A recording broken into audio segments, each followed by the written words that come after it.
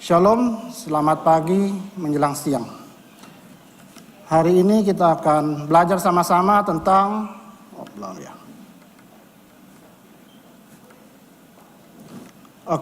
sudah ditampilkan. Cerdik seperti ular, tulus seperti merpati. Tema yang kita pelajari pada hari ini merupakan bagian dari tema bulanan kita menjadi berbeda dengan dunia. Kenapa kita berbeda dengan dunia?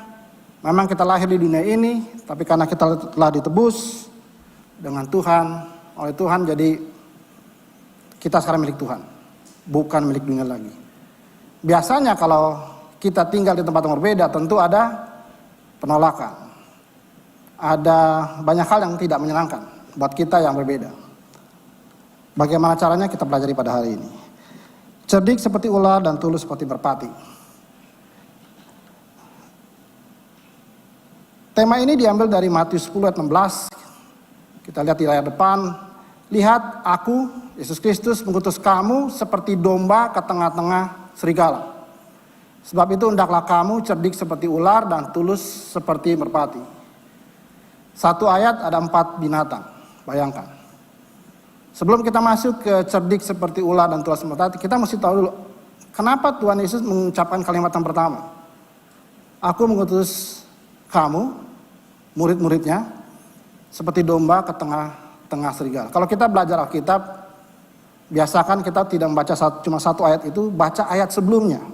Baca juga ayat sesudahnya. Baca juga pasal sebelumnya, pasal sesudahnya, perikop sebelumnya, perikop sesudahnya. Kita coba lihat ayat sebelumnya. Ayat sebelumnya di Matius 10 ayat 5-8, sudah tertera di depan, saya akan bacakan. Ke-12 murid itu diutus oleh Yesus dan ia berpesan kepada mereka, pergilah kepada domba-domba yang hilang dari umat Israel. Pergilah dan beritakanlah, kerajaan Allah sudah dekat, sembuhkanlah orang sakit, bangkitkanlah orang mati, sembuhkanlah orang kusta, usirlah setan-setan. Jadi, kenapa kita harus cerdik seperti ular, tulus seperti merpati? Karena ada ayat ini. Kita diutus seperti domba di tengah-tengah serigala. Kalau kita pelajari bahwa dalam buku Purpose Driven Life, hidup yang memiliki tujuan, kita belajar 5 hal. Mengapa kita ada di dunia ini? Pertama, kita hidup untuk memuliakan Tuhan. Yang kedua, kita hidup untuk bersekutu dengan orang-orang seiman. Ini yang kita lakukan saat ini. Yang ketiga, kita hidup menyerupai Kristus. Kenapa? Karena Dia telah menebus kita. Teladan kita Tuhan Yesus, maka kita hidup seperti Kristus. Yang keempat, tujuan kita hidup di dunia ini adalah melayani orang lain. Teman-teman seiman dan teman-teman tidak seiman. Yang kelima, menjalankan misi Allah. Misi Allah ini yang disebut di ayat ini. Pergilah kepada domba-domba yang hilang dari umat Israel. Itu adalah tujuan yang kelima. Menjalankan misi Allah. Jadi setelah kita selamat, setelah kita menerima anugerah keselamatan, setelah kita yakin bahwa diri kita masuk surga, kita tidak boleh egois. Kita harus menjangkau orang-orang lain, orang-orang yang belum kenal Tuhan. Maka Tuhan Yesus katakan gini, pergilah ke domba-domba yang hilang.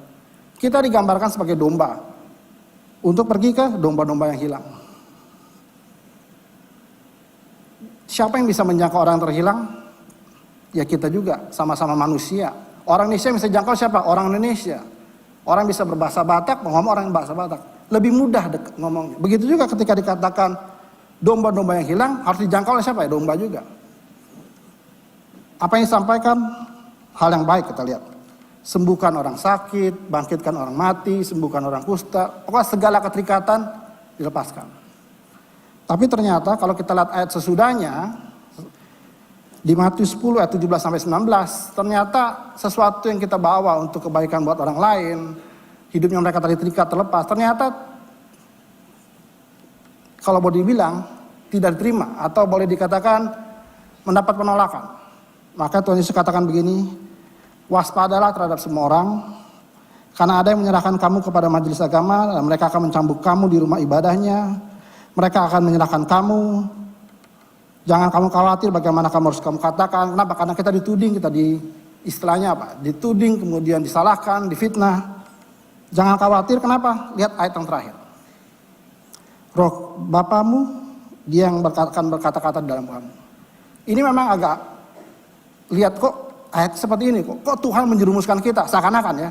Dikatakan kan, Tuhan mengutus kita seperti domba di tengah-tengah serigala. Ternyata setelah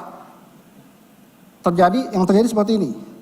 Menyerahkan, mencabuk, menyerahkan sesuatu penderitaan. Saya mau sampaikan, kenapa kita menderita dalam dunia ini? Karena kita bukan berasal dari dunia ini. Karena kita berbeda. Makanya digambarkan seperti itu. Kita lanjut lagi, mengenai domba dan serigala. Saya mau sama-sama kita belajar kenapa ada Mazmur 23. Di situ digambarkan tentang domba, kita belajar sama-sama. Domba itu seperti apa? Domba itu bodoh, lemah, tidak berdaya, tidak punya senjata untuk bela diri. Yang saya maksud tidak punya senjata adalah gini. Kalau Bapak Ibu Saudara melihat binatang, senjata mereka apa? Biasanya cakar. Ada yang menggunakan cakar, ada yang menggunakan dia punya bisanya. Tapi domba tidak punya senjata untuk bela diri. Jadi siapa yang mesti belain dia? Domba yang bodoh lemah, gembalanya. Jadi ketika kita diutus seperti domba ke tengah serigala, apakah gembalanya membiarkan? Tidak. Problemnya begini. Kalau domba kan jalannya berkelompok. Biasanya domba yang tersesat yang mana? Yang terhilang. Yang ada di pinggir-pinggir tuh. Kalau jalan bersama-sama pasti di pinggir-pinggir. Di pinggir kenapa? Dia bisa aja apa? Dilihat, wah ada rumput yang lain bagus sana. Dia menyingkir. Dia mencari jalan lain, tersesat, terhilang. Itulah domba. Kenapa? Dia bodoh, dia lemah, dia tidak berdaya. Ketika dia menyingkir dari kelompok komunitasnya, kawanannya, dengan mudah serigala untuk menerkamnya. Bukankah itu gambaran kita? Kalau kita anak Tuhan, hidup dalam komunitas, dalam persekutuan, ada saling menguatkan, dunia tidak bisa membuat kita jatuh. Buat kita jatuh dalam dosa, enggak. Tapi ketika kita hidup dalam dunia, kita terpikat dengan segala macam kenikmatan dunia, sekejap saja kita gampang jatuh. Kenapa? Tidak ada yang menguatkan kita. Maka itu gunanya kita punya kelompok kecil, kita punya teman seiman, punya persekutuan. Karena kenapa? Kita domba yang bodoh dan tidak berdaya. Kita lihat serigala itu seperti apa. Serigala itu digambarkan tipu muslihat. Dia menerkam, menyeret, menghancurkan, dan mencerai-beraikan. Saya nggak tahu Bapak Ibu Saudara pernah dengar cerita mengenai domba yang menyamar, berbulu domba, fabel lah ya. Domba seperti itu. Kenapa ada cerita serigala berbulu domba? Nah seperti itu. Ya, saya mau sampaikan di sini adalah begini. Serigala itu digambarkan apa? Orang-orang di sekitar kita. Orang yang belum kenal Tuhan, dunia, apa yang mereka buat? Mereka bisa menerkam kita. Mungkin kenapa? Karena kita diberkati, mungkin karena dia iri dengan kehidupan kita, mungkin karena banyak hal. Tapi ada satu ayat yang mau sampaikan di sini.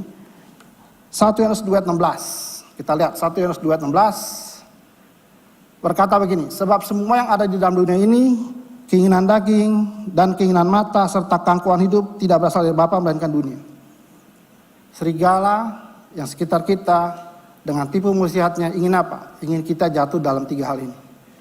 Keinginan daging, keinginan mata, dan keangkuhan hidup. Saya tidak gambarkan secara detail, tapi Bapak ingat ini. 1 Yohanes 2:16. Daging, mata, keangkuhan. Itu yang bisa kita sebagai domba Allah, domba-dombanya Allah, tersesat, terhilang. Supaya kita nggak tersesat, kita perlu yang kita pelajari hari ini. Cerdik seperti ular dan tulus seperti merpati. Kita lihat lebih dalam tentang domba dan gembala. Kalau kita belajar tentang domba dan gembala, kita lihat contoh satu orang. Daud. Ditulis di 1 Samuel 17 ayat 34-35. Ini adalah cerita Daud kepada Saul, bagaimana dia sebagai gembala domba ayahnya. Saya bacakan. Tetapi Daud berkata kepada Saul, hambamu ini biasa mengembalakan kambing domba ayahnya. Apabila datang singa atau beruang yang menerkam seekor domba dari kawanannya, maka aku akan mengejarnya. Aku akan menghajarnya. Aku akan melepaskan domba itu dari mulutnya. Kemudian apabila ia berdiri menyerang aku, maka aku menangkap janggutnya lalu menghajarnya dan membunuhnya. Ini apa? Ini tindakan seorang gembala. Tadi kita lihat bahwa domba lemah, tidak berdaya. Tapi ada gembala seperti ini, tentu kita nggak khawatir. Ini adalah contoh Daud. Sebenarnya ini menggambarkan apa? Menggambarkan Tuhan Yesus, gembala yang baik. Kita lihat lebih detail di ayat ini. Dikatakan begini, singa dan beruang dia menerkam seekor domba. Tapi apa yang dilakukan oleh gembalanya? Dia mengejar, menghajar, melepaskan. Artinya apa? Dombanya udah sempat digigit oleh singa atau beruang. Dombanya udah digigit. Kalau kita dibilang domba di tengah serigala, artinya dombanya udah istilahnya apa? Udah digigit, udah diambil, udah diseret. Kita pun bisa seperti itu. Terikat dengan dunia. Cara lepasnya bagaimana? Lihat berikutnya. Gembalanya yang lepaskannya. Kita nggak bisa lepas. Gembalanya. Dikatakan begini, Daud mengejar, menghajar, dan melepaskan domba dari mulutnya. Berarti digigit. Bahkan resikonya apa? Kita lihat di kalimat terakhir. Apabila ia berdiri menyerang aku akan menangkap janggutnya. Artinya apa? Ketika binatang itu, di sini digambarkan singa dan beruang. Ketika serigala itu sampai menyerang, dia akan lawan. Mungkin Bapak Ibu pernah lihat Yohanes 10 ayat 12, kita lihat. Yohanes 10 ayat 12. Ini penggambaran tentang Tuhan Yesus. Akulah gembala yang baik. Gembala yang baik memberikan nyawa bagi domba-dombanya. Demi supaya domba itu terlepas dari serigala, singa, beruang, dia berani berhadapan. Resikonya apa? Bisa saja kalau ternyata binatangnya sendiri, serigalanya nggak sendiri, biasakan di perkawanan.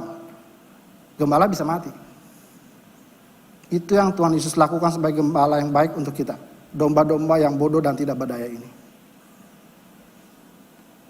Tuhan Yesus bukanlah seperti pesuruh, upahan. Kita lihat ya bagian bawah ayat itu. Seorang upahan bukan gembala, yang bukan pemilik domba-domba itu, ketika melihat serigala datang apa dilakukannya? Meninggalkan domba-domba itu lari. Sehingga serigala itu bisa menerkam, mencerai-beraikan domba-domba itu. Di sini yang kita pelajari bahwa Tuhan Yesus sebagai gembala yang baik tidak pernah melepaskan kita.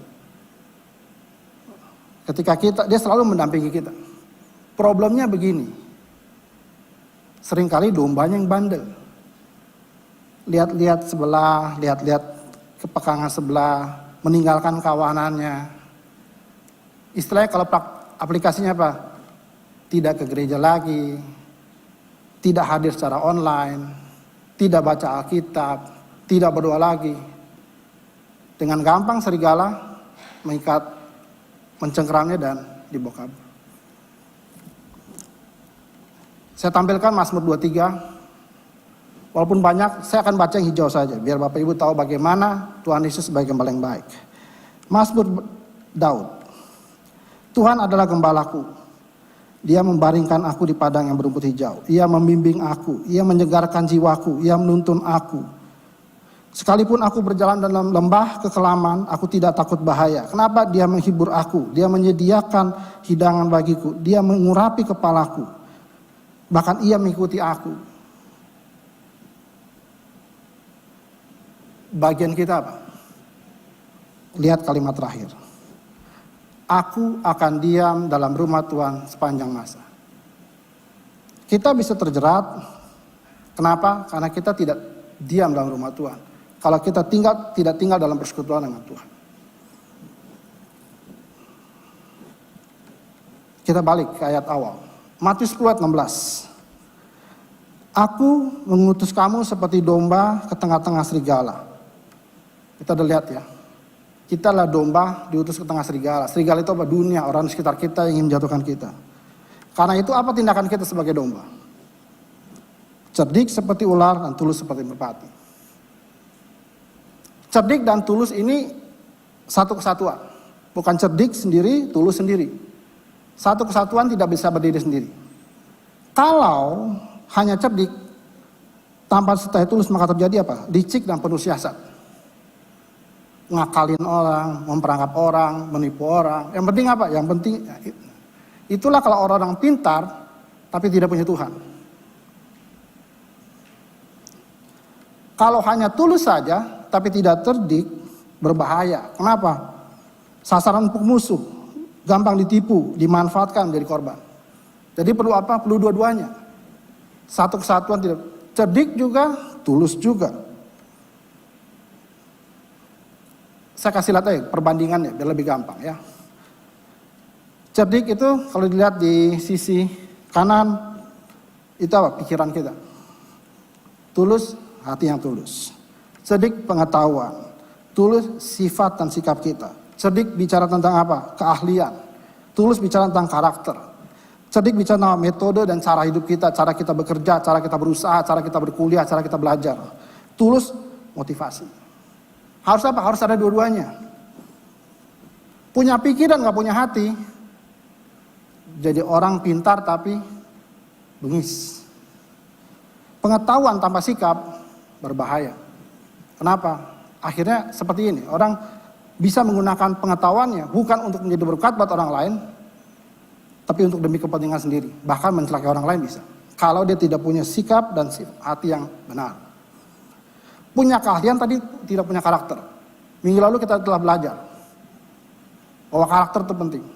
Karakter yang penting, tapi kalau nggak punya keahlian, bagaimana bisa? Dua-duanya harus ada. Maka tadi saya bilang satu kesatuan tidak boleh sendiri. Cerdik bicara tentang metode dan cara hidup kita. Kita punya banyak metode, tapi kalau motivasi kita salah, Tuhan tidak akan berkenan. Metode kita belajar, berusaha, berkuliah, bekerja salah, menghalalkan segala cara, Tuhan gak berkenan. Mesti ada apa? Mesti ada motivasi yang benar. Motivasinya apa? Yang tadi saya bilang. Menyenangkan hati Tuhan, menjadi berkat buat orang lain. Kita lebih belajar lagi mengenai cerdik. Cerdik itu apa? Cerdik itu adalah seperti kita bisa memahami situasi dan keadaan. Melihat jauh ke depan, itu cerdik. Memiliki kewaspadaan dan kehati-hatian. Karena itu makanya dibilang cerdik seperti ular.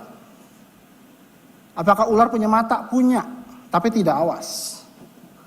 Tapi dia bisa mengenali mangsanya. Tapi dia juga bisa tahu bahaya. Dengan apa? Dengan mulut dan lidahnya. Makanya lidahnya sering keluar. Itu apa tuh? Sensor.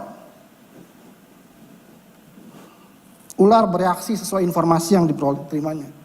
Wah, ada bahaya, dia ngumpet. Oh, ada mangsa, dia keluar.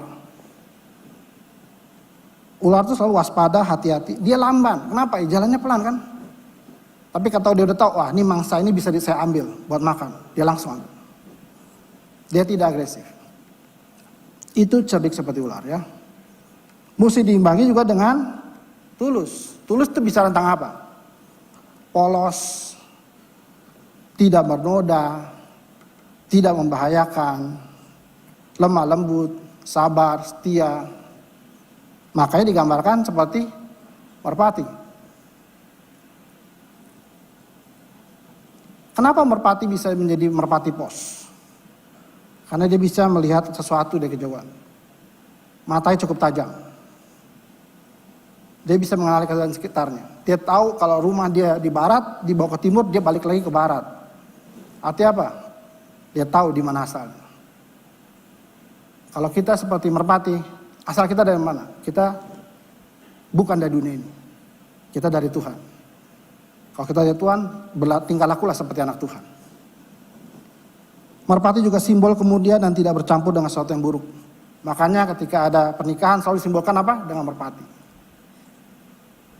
Tapi tulus merpati tidak cukup. Perlu cerdik juga seperti ular. Kalau dilihat siapa sebenarnya orang yang cerdik dan tulus seperti ini? Di dalam Alkitab ada 3 orang yang memiliki kehidupan seperti domba di tengah-tengah serigala. Yang pertama adalah Daud. Kenapa? Ketika Daud berhasil, siapa yang iri? Saul, ayah mertuanya sendiri.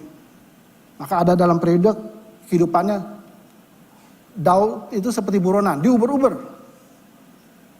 diuber-uber.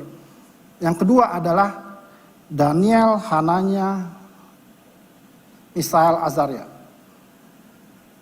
Dia juga seperti domba di tengah-tengah serigala. Kenapa?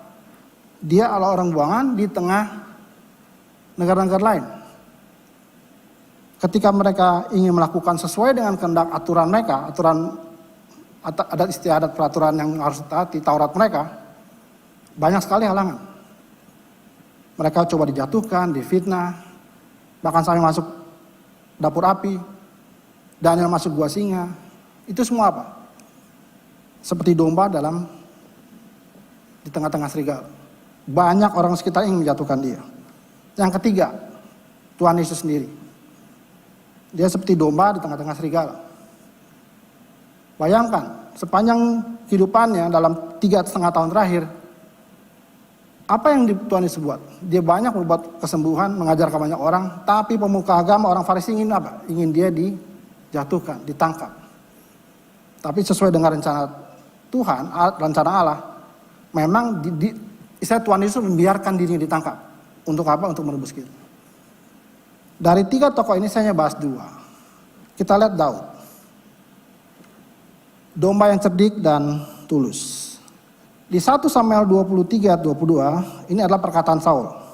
Pergi carilah kepastian lagi, berusahalah mengetahui di mana ia berada. Dan siapa yang telah melihat dia di sana, sebab telah dikatakan orang kepadaku bahwa ia, Daud, sangat cerdik. Orang yang cerdik itu bukan dirinya mau saya cerdik, bukan. Orang lain yang menilai. Saul menilai Daud itu cerdik. Tuhan menilai Daud tulus. Kita lihat 1 Raja-Raja 9 ayat 4. Mengenai engkau Salomo, jika engkau hidup di hadapanku sama seperti Daud ayahmu, dengan tulus hati dan dengan benar, dan berbuat sesuai dengan segala yang kuperintahkan kepadamu. Mengapa saya menggunakan Daud? Kenapa? Saul bilang dia cerdik, Allah sendiri bilang dia tulus. Ini adalah contoh orang yang menjalani seperti domba di tengah serigala, tapi dia cerdik seperti ular, tulus seperti merpati. Kita lihat poin pertama. Hikmat Allah. Daud punya hikmat dari Allah. Saya langsung buka ayatnya. Ketika Daud diuber-uber oleh Saul, karena Saul iri pada dia, maka di dalam istilahnya kehidupan sebagai buron, kita tahu bahwa Daud itu ingin dibunuh. Dan dia sampai pada satu kota dan menyelamatkan kota itu. Tapi tetap Saul ingin membunuh dia, mengejar dia. Tahu apa yang dilakukan? Dia bertanya pada Tuhan. Kalau pada waktu itu bertanya apa? Melewati imam. Ada imam Abiatar waktu itu. Saya bacakan. 1 Samuel 23 ayat 10-12.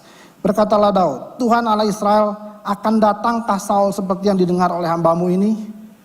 Tuhan Allah Israel, beritahukanlah kiranya kepada hambamu ini. Jawab Tuhan, ia akan datang. Dia bertanya lagi, akan diserahkankah oleh warga-warga kota Kehila itukah aku dan orang-orangku ke dalam tangan Saul? Firman Tuhan, Tuhan jawab, akan mereka serahkan. Di dalam kehidupan kita sebagai domba di tengah-tengah serigala, di mana kita perlu cerdik seperti ular atau merpati, kita perlu hikmat Allah.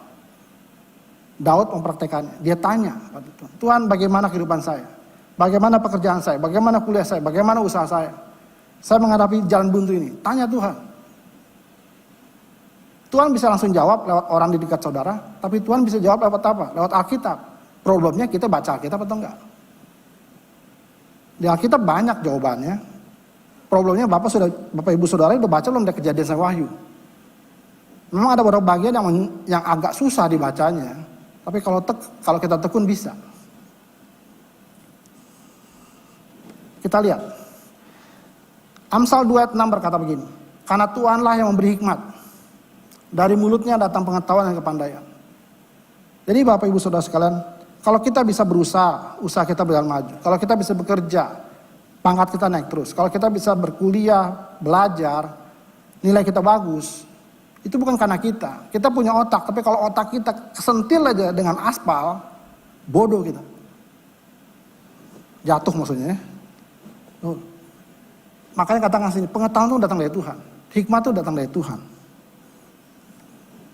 Lebih jelas lagi 2 Timotius 3 ayat 15 berkata begini, ingatlah juga bahwa sejak kecil engkau sudah mengenal kitab suci yang dapat memberi hikmat kepadamu dan menuntun engkau kepada keselamatan melalui iman kepada Kristus Yesus.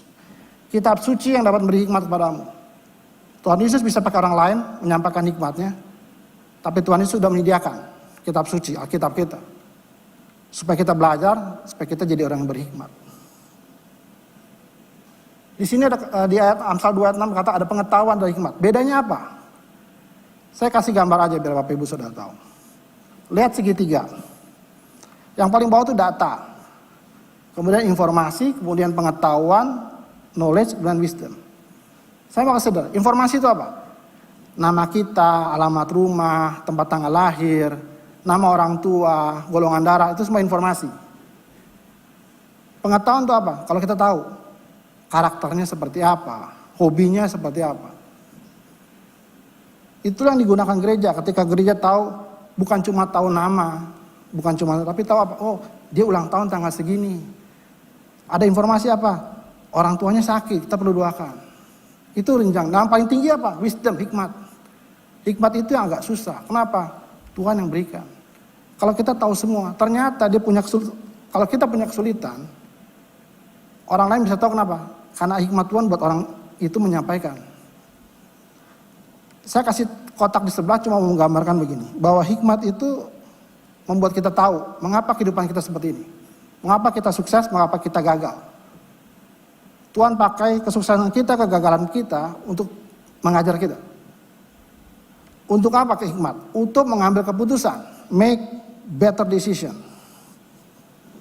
Perception of purpose. Dengan hikmat kita tahu tujuan hidup kita apa. Tadi saya sampaikan, tujuan hidup kita apa? Menyenangkan hati Tuhan, bersekutu dengan orang seiman, menjadi serupa seperti Kristus, melayani, menjalankan misi Allah. Menjalankan misi apa? Menjadi domba bagi domba-domba yang terhilang. Saya simpulkan begini, hikmat adalah kemampuan seseorang yang dari Allah untuk menerapkan pengetahuan. Pengetahuan kita mungkin banyak. Ada yang lulus SMA, lulus S1, S2, S3, itu sebatas pengetahuan. Kalau kita tidak punya hikmat dari Tuhan, pengetahuan itu tidak ada gunanya. Untuk menerapkan pengetahuan yang dimiliki dan mengambil keputusan atau tindakan dalam memenuhi suatu kebutuhan menghadapi suatu masalah. Seringkali kita dihadapkan untuk mengambil suatu keputusan. Anak saya mesti sekolah di mana? Saya mesti ngelamar kemana? Saya mesti buka usaha apa? Apakah proposal ini saya tawarkan kepada orang ini atau tidak? Apakah saya membeli dari supplier ini atau tidak? Banyak pertanyaan. Kita tahu mungkin dia bagus, tapi Tuhan bisa kasih hikmat. Oh, jangan sama dia. Kenapa? Mungkin dia punya apa? Latar belakangnya ada masalah. Dia pernah menipu orang lain. Dari mana kita tahu? Dari proposalnya kita bisa bagus, tapi ternyata Tuhan kasih inspirasi, kasih hikmat. Jangan sama dia, tapi sama yang lain. Jadi hikmat itu untuk kita menerapkan pengetahuan dan untuk mengambil keputusan dan tindakan. Kita butuh hikmat Tuhan. Kita masuk ke poin kedua. Domba yang cerdik dan tulus. Kita butuh apa? Takut dan hormat pada Allah. Ketika Daud dikejar-kejar oleh Saul, dia mendapat 2 kali kesempatan untuk membunuh Saul. Apakah dilakukan? Kita lihat ayatnya. 1 Samuel 24 ayat 4-6. Maka Daud bangun lalu memotong punca jubah Saul dengan diam-diam, kemudian berdebar-debar hati Daud karena ia telah memotong punca Saul. Punca itu ujung kain ya. Lalu berkatalah ia kepada orang-orangnya, dijauhkanlah Tuhan kiranya daripadaku untuk melakukan hal yang demikian kepada Tuanku, kepada orang yang diurapi Tuhan, yakni menjamah dia, sebab dialah orang yang diurapi Tuhan. Ketika Saul masuk ke gua, ingin beristirahat atau melakukan hal lain, ya, Daud berkesempatan untuk bunuh. Pengikut-pengikutnya bilang, bunuh saja. Tapi jawaban Daud ini, dijauhkan Tuhan kiranya daripadaku untuk melakukan hal yang demikian. Kenapa? Karena dia takut akan Allah. Karena dia tahu membunuh orang yang diurapi Allah itu berdosa.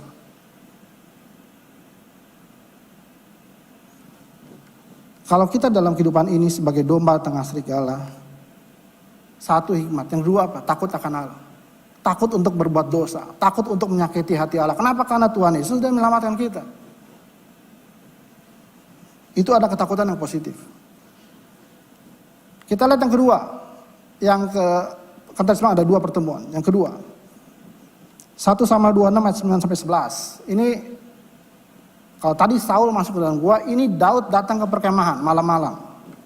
Kemudian Daud berkata begini, tetapi kata Daud kepada Abisai, jangan musnahkan dia, sebab siapakah yang dapat menjamah orang yang diurapi Tuhan dan bebas dari hukuman? Kiranya Tuhan menjauhkan daripadaku untuk menjamah orang yang diurapi Tuhan. Ambillah sekarang tombak yang ada di sebelah kepalanya dan kendi itu marilah kita pergi. Daud dapat kesempatan untuk bunuh Saul yang ingin membunuh dia. Tapi Daud tidak lakukan. Kenapa? Dia takut akan Allah. Kita pelajari bahwa di Amsal 3:7 berkata begini. Jangan engkau menganggap dirimu sendiri bijak. Takutlah akan Allah dan jauhilah kejahatan. Jauhilah dosa.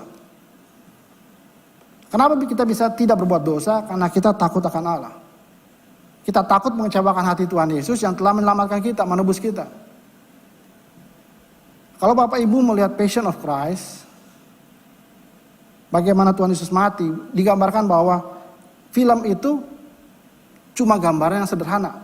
Kejadian sebenarnya lebih parah. Kalau ada orang yang mati buat kita seperti itu, akankah kita menyakiti hati dia? Tentu tidak. Ini yang Daud lakukan. Dia takut pada Allah, dia takut berbuat dosa, dia tidak mau melakukan kejahatan. Saya simpulkan begini. Takut akan Allah adalah menghormati Allah karena keberadaan Allah dalam hidup kita. Keberadaan Allah sebagai juru selamat dalam hidup kita, sebagai penebus kita, dan memberikan respon pada Allah dalam keyakinan, penyembahan, ketaatan, dan pelayanan. Jadi di dalam tengah dunia ini yang membuat banyak serangan pada kita, serigala-serigala sekitar kita, modal kita apa? Takut akan Allah. Jangan berbuat dosa. Ketika kita harus berbuat keputusan, minta hikmat Tuhan, dan jangan keputusan itu adalah keputusan yang membuat kita masuk dalam perangkap dosa. Kita lanjut yang ketiga. Yang ketiga, domba yang cerdik dan tulus harus memiliki hati yang bersih dan murni. Ini dekat kemana? Merpati. 1 Samuel 24 ayat 11. Ini merupakan lanjutan yang tadi, yang di dalam gua. Daud berkata begini. 1 Samuel 24 ayat 11. Bahwa tanganku bersih, tangan Daud bersih daripada kejahatan dan pengkhianatan. Bahwa aku Daud, dan bahwa aku Daud tidak berbuat dosa terhadap engkau, Saul. Walaupun engkau ini mengejar-ngejar aku untuk mencabut nyawaku. Alasannya apa? Karena Daud mempunyai hati yang bersih dan murni. Dikatakan tanganku bersih, motivasiku bersih. Saya tidak mau melakukan dosa. Walaupun kalau Bapak Ibu Saudara lihat baca kehidupan Daud, setiap Daud melakukan Saul nyaris mati, apa yang dilakukan Saul? Saul mundur. Saul menyesal. Tapi datang lagi, diubur lagi. Saul ubur lagi Daud. Sampai 2 kali nyaris. Tapi akhirnya kita tahu akhir kehidupan Saul dan anak-anaknya harus mati di peperangan. Daud senang atau tidak? Kalau Daud seperti orang-orang dunia pasti senang. Tapi tidak lihat. Kita lihat di 2 Samuel 1 ayat 12 sampai 17. Dan mereka Daud dan pengikut-pengikutnya meratap, menangis dan berpuasa karena Saul, karena Yonatan anaknya, karena umat Tuhan dan karena kaum Israel, sebab mereka telah gugur oleh pedang. Ayat 17. Daud menyanyikan nyanyian ratapan ini karena Saul dan Yonatan anaknya. Inilah gambaran orang yang punya hati murni, hati yang bersih, motivasinya tulus. Walaupun dia diuber-uber, bahkan mau dibunuh. Ingat ketika Daud masih menjadi pemain musik, kecapi supaya Saul tenang. 2 kali Daud hampir mati karena tombak dilemparkan. Apakah Daud membalas? Tidak. Modal kita sebagai domba di tengah-tengah serigala, kita punya hati yang bersih, hati yang murni. Contoh lain apa? Tuhan Yesus. Ketika di kayu salib dia bilang apa? Ampunilah mereka karena mereka tidak tahu apa yang mereka perbuat. Padahal seperti apa? Udah disisa habis-habisan, nyaris mati. Akhirnya pun mati. Apa yang dikatakan? Ampunilah. Hati yang bersih dan murni. Di tengah dunia yang makin rusak ini, modal kita cuma yang ketiga ini. Hati yang bersih dan murni.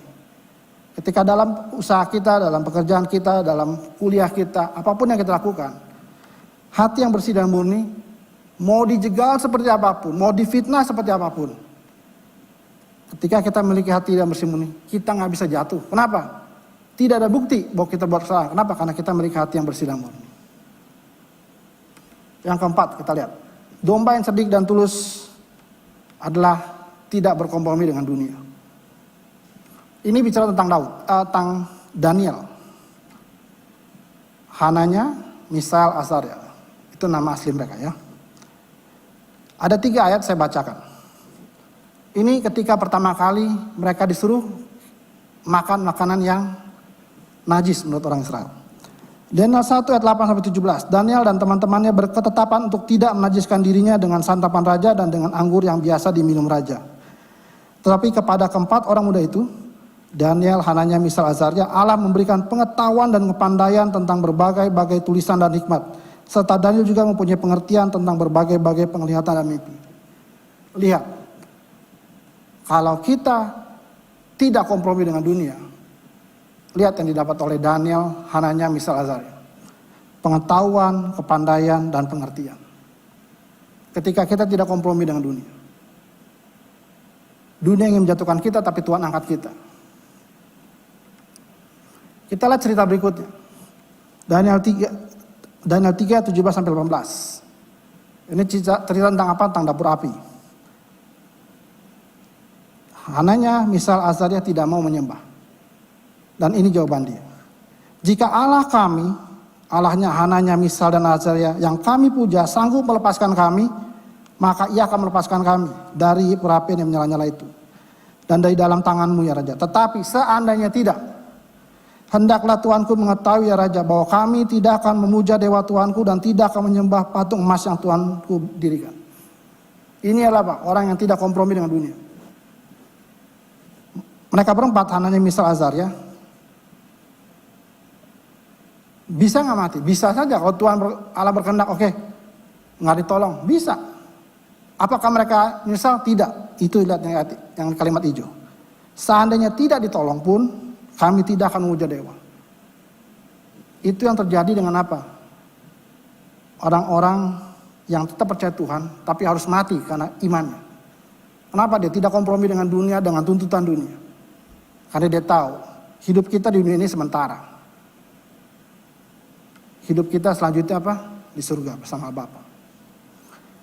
Kejadian yang ketiga, ini adalah gua singa. Daniel 6 ayat 11. Demi didengarnya Daniel bahwa surat perintah itu, surat perintah bahwa tidak boleh meminta pada dewa lain selain pada dewanya orang Babel itu. Bahwa surat itu telah dibuat, pergilah ia ke rumahnya.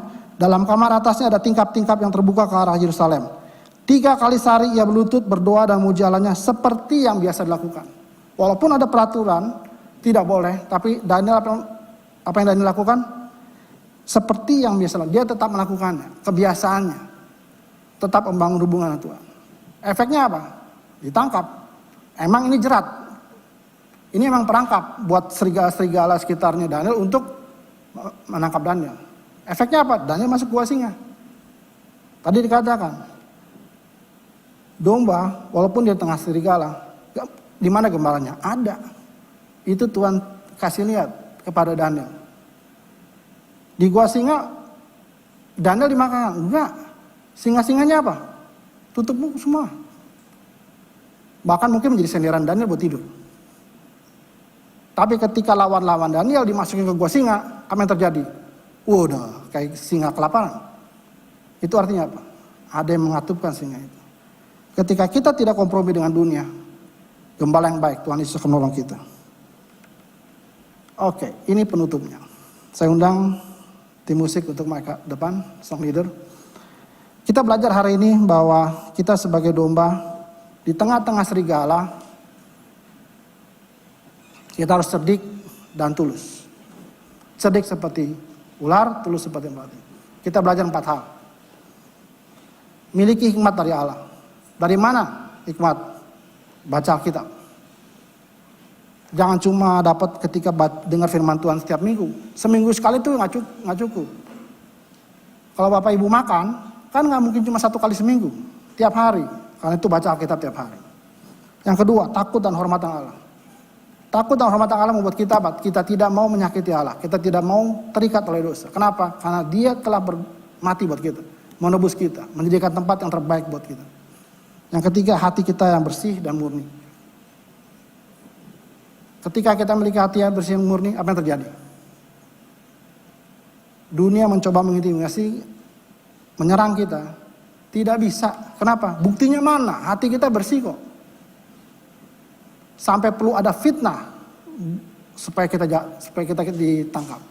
Yang keempat, tidak kompromi dengan dunia. Seperti Daniel, Hananya, Misael, Azaria. Dia tidak kompromi dengan integritas dia. Dia tidak kompromi ketika disuruh menyembah dewa. Dia tidak berkompromi bahwa dia tetap membangun hubungan dengan Tuhan. Hari ini kita belajar 4 hal ini. Supaya ketika kita di dunia, kita memang berbeda.